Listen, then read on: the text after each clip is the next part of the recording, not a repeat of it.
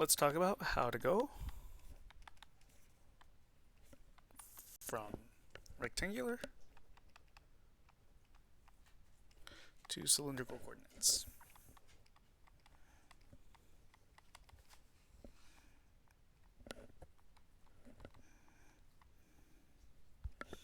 I mean, really what you do is you replace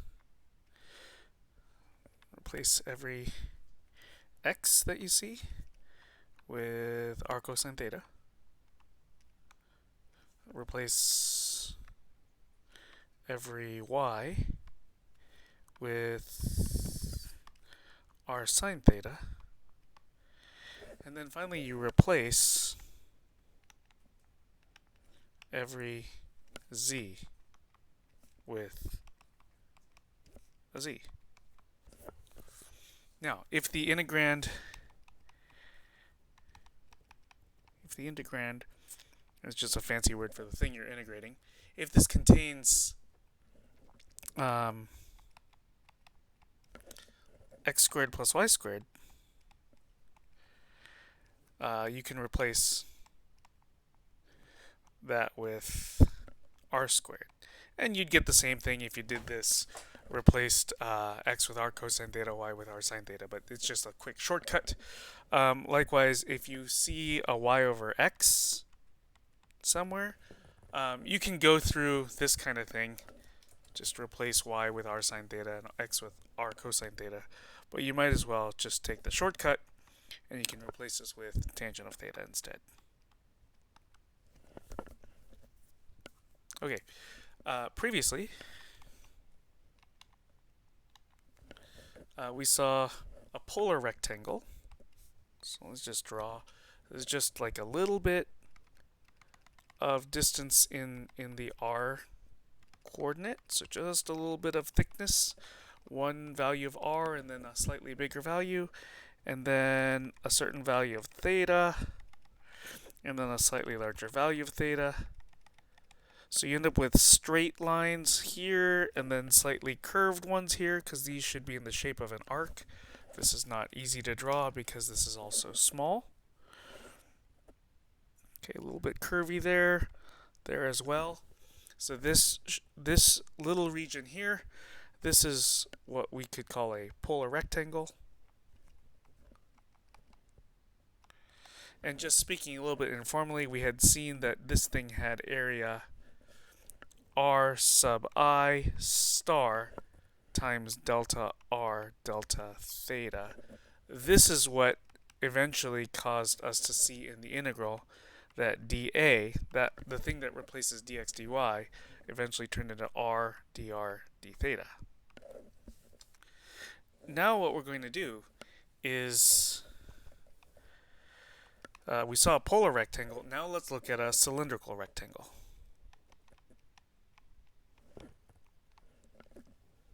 So in the cylindrical coordinates, we're still going to see this behavior here with the polar rectangle. So a little bit of two very close by values of r, two very close by values of theta, but then we also need two very close to each other values of z. Now what's that going to look like? I will try to draw this picture. Not the easiest picture to draw in the world.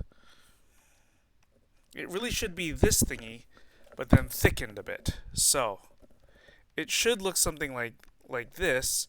So there's a certain value of z here, but we should also look just a little bit bigger than that.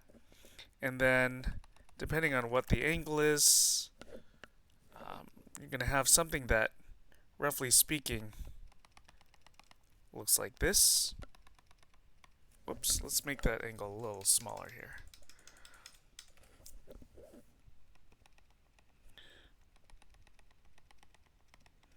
Okay, so then here we can join this down this way, make the dots being drawn right here. These are parallel to the z-axis itself, but then there's a little bit of a curviness here, right? That arc-like shape going back up like this, and then there should be a slightly smaller value of r as well. Let me just draw those r values a little further apart from each other. So how about like this? So this should be curvy. This should be an arc as well. Okay, and then we've got something that looks, roughly speaking, like this. Okay, so what is this? This is, to speak informally about it, this is the crust of an unfair slice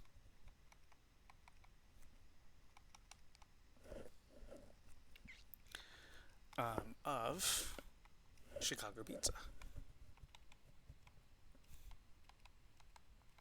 So let's talk our way through this. So the crust, right? So it's just a little bit of distance this way. That's delta r.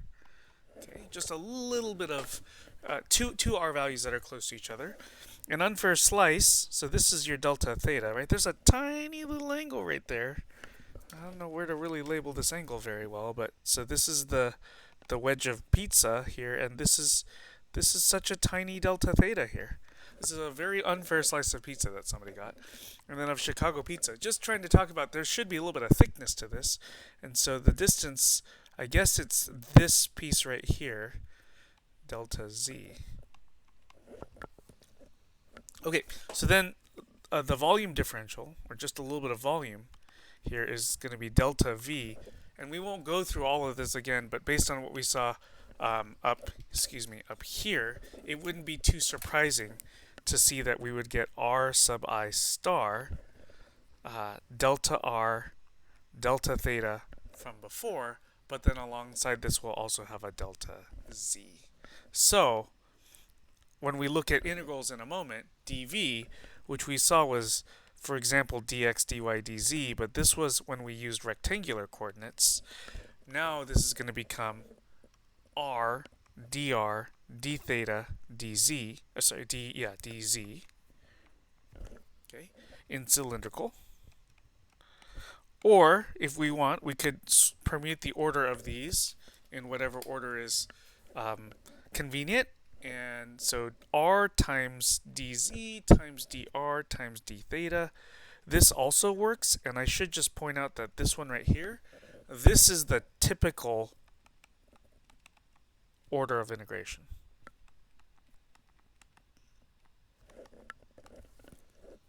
Okay, so we will set up integrals, and they'll typically end r dz dr d theta. They don't have to. They could look like this.